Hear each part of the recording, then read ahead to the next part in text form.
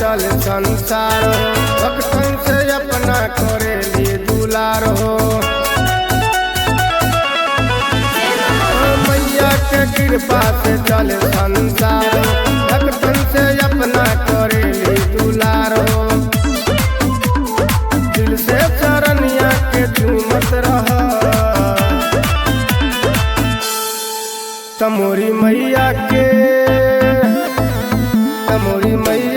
भक्ति में झूमत रहा। तमोरी मैया के भक्ति में झूमत रहा।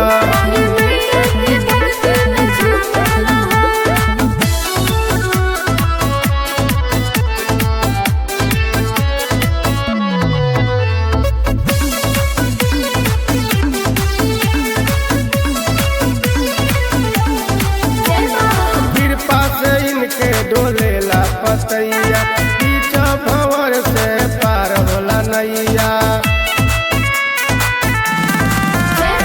कृपा से इनके डोलेला पतैया पीछा भंवर से पार होला नैया। चाह देली पत्थरों जाम जाला दूब हो, प्यार करेली अपना सेवकन से खूब हो। मैया के नाम ले घूमत रहा, तसेरा वाली के तमोरी मैया के भक्ति में झूमत रहा। तमोरी मैया के भक्ति में झूमत रहा।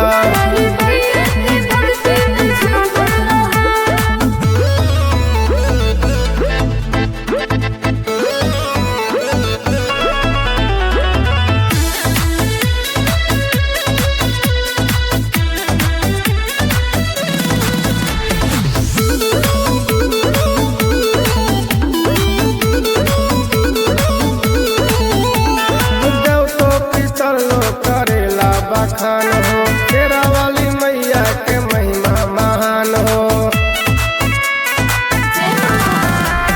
देव तो पितर लो करेला बखान हो, तेरा वाली मैया के महिमा महान हो।